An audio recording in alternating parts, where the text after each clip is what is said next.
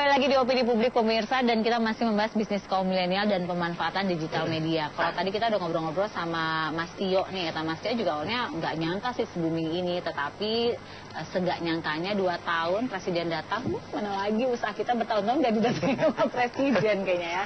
Dan tadi juga ada Mas Kuku, jadi ternyata Mas Kuku ini juga selain sebagai CEO dari Panen Maya Group, jadi beliau ini adalah official Facebook, Instagram, Network Affiliate. Nah, ini apa sih? Panjang banget loh Mas Kuku. Ya, jadi official Facebook, Instagram, Network Affiliate itu memang kita ditunjuk dari Facebook Asia Pasifik untuk bantu mereka memanfaatkan Facebook dan Instagram buat para pelaku bisnis seperti Tio ini gitu. Bagaimana memanfaatkan sosial media ini dengan wise, dan nggak hanya istilahnya nggak hanya untuk hehehe lah, tapi bagaimana pemanfaatan sosial media ini sebenarnya bisa membantu bisnis juga.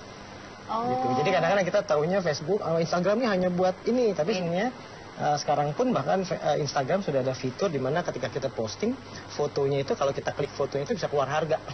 Oh ya? Jadi ini di apa nih? Di Instagram. Di Instagram. Ya, itu pun fitur baru gitu. Jadi sebenarnya banyak sebenarnya kita kan kalau bilang bahkan ada apa ya, bercandaan ya, kita bilangnya oh ini sekarang eranya ITC, Instagram Trade Center. Iya.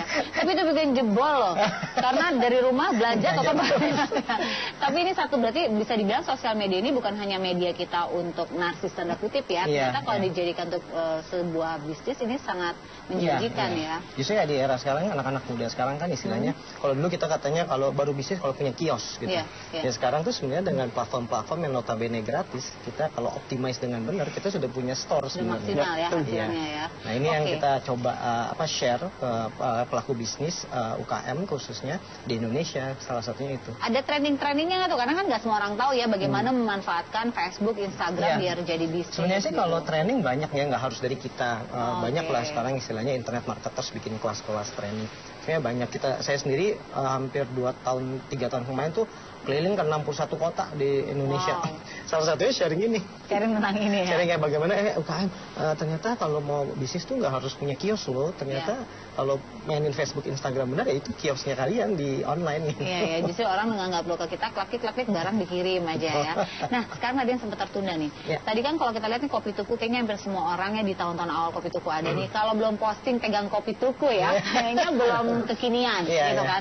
Nah, ini gimana nih cara sampai sebuah produk atau cara kemasannya atau apa? Sebenarnya sih memang kalau saya lihat tadi juga udah ngobrol sama Tiawa, Kopi Tuku salah satu yang nggak ada yang kebetulan ya, tapi memang salah satu yang cukup beruntung di eranya ya, pas keluarnya. Tapi memang lucu sih sekarang kita juga ngeliat fenomena di mana para lokasi-lokasi atau kayak misalnya kayak Kopi Tuku ini bahkan mereka siap nyiapin interior yang memang Instagramable istilahnya. Instagramable itu maksudnya memang kalau bisa orang mau foto di sini, sehingga nanti di-share, di-tag, di-share, ya, semua orang jadi viral. Ya memang saya lihat ya ini sekali lagi ya pemanfaatan sosial medianya bener aja gitu.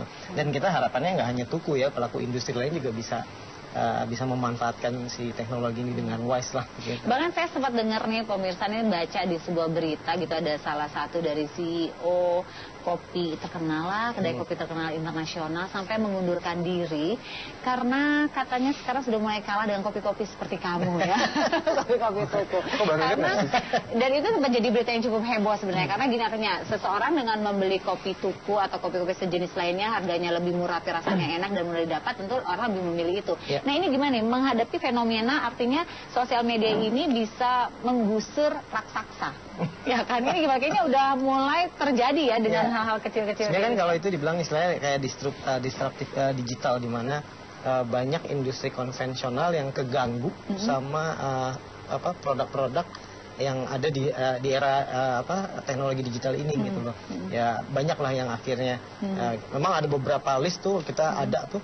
Wah, industri retail akan kena imbasnya, industri telco juga akan kena imbas karena sekarang banyak kan orang beli paket data instead of pulsa gitu kan. Jadi emang banyak industri-industri yang tapi ya kita selalu bilang bahwa harusnya sih tidak ada yang saling membunuh ya, tapi gimana satu sama lain memberikan komplimen lah satu sama lain, harusnya sih seperti itu. Harusnya seperti itu ya. Sekarang balik ke Mas Tio nih. Mas Tio, pertama kali mungkin orang beli kopi yang Mas Tio pasarkan karena penasaran, ya kan? Tapi pada akhirnya orang mau beli lagi berarti rasanya juga memang enak kan. Tapi ini nih yang saya jadi pertanyaan, bagaimana sih apa yang membedakan kopi tuku dan kopi lainnya? Kopi tuku bedanya, mungkin awalnya aku bukanya tuh mendadak, nggak ada grand openingnya. Terus targetnya memang aku sifatnya hanya untuk tetangga-tetangga sekitar lah kasarnya. Karena tokonya pun kecil sekali kan. Aku pernah kok. Nah, gitu kan. Jadi mulainya pun tadi cuma apa nih, cobain. Terus minuman yang mayoritas dibeli sekarang pun, yang es kopi susu tanggal itu pun di awal-awal bulan tuh nggak ada mainan.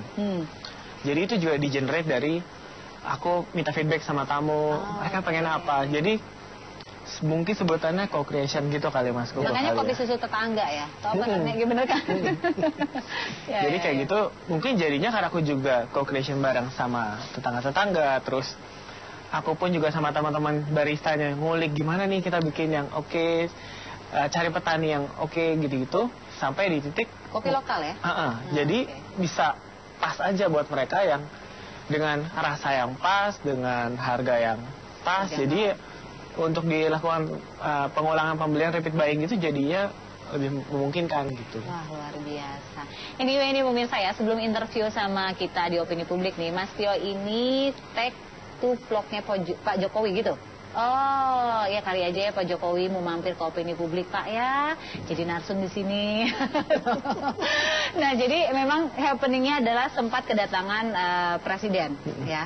Kalau seingat saya nih hanya ada 2 ya yang kedatangan presiden. Ya, waktu itu adalah ada 2 orang di Indonesia yang bertemu dengan presiden dengan menggunakan celana pendek. Pertama adalah Bob Sadino dan Pak Soeharto. Kedua Anda dengan Pak Jokowi.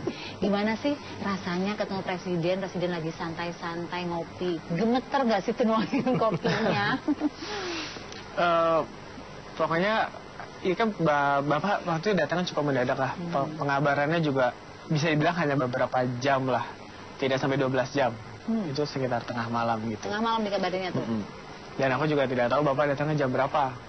Oh, jadi siap aja tuh dari mulai pagi ya? Pada dasarnya hari itu hari Minggu. Terus memang aku biasanya Minggu tuku kan tutupnya hari Sabtu. Jadi Minggu aku lebih pengen ketemu family. Jadi engagement sama tetangga-tetangganya, main sama anak-anak yang datang kayak gitu-gitu.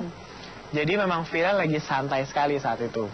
Jadi kebetulan kita juga lagi pakai kaos tuku rame-rame. Emang waktu itu sempat habis anniversary 2 tahun. Dan beberapa teman barista emang kita kalau Minggu biasa kayak celana pendek gitu. Jadi kebetulan itu juga lumayan kebetulan sih jadinya. Jadi pada itu lagi pakai santai ya semuanya ya ketemu kan hari Minggu Pak kan. Presiden ya. Oke, terus apa reaksi rasanya, beliau atau rasanya kamu didatangi oleh Pak Jokowi?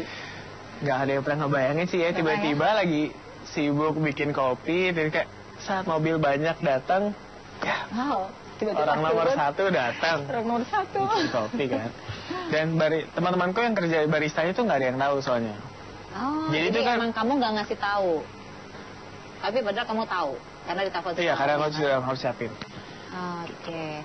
Ini surprise yang benar-benar surprise sih. Aku jadi ngebayangin aku punya kedai kopi kecil yang tadinya awalnya hanya untuk tetangga-tetangga sekitar, tiba-tiba surprise datang adalah orang nomor 1 di negara kita. Bisa bayangin itu shock barista semuanya. Gak perlu aku jelasin juga kebayang kan. Udah kebayang ya.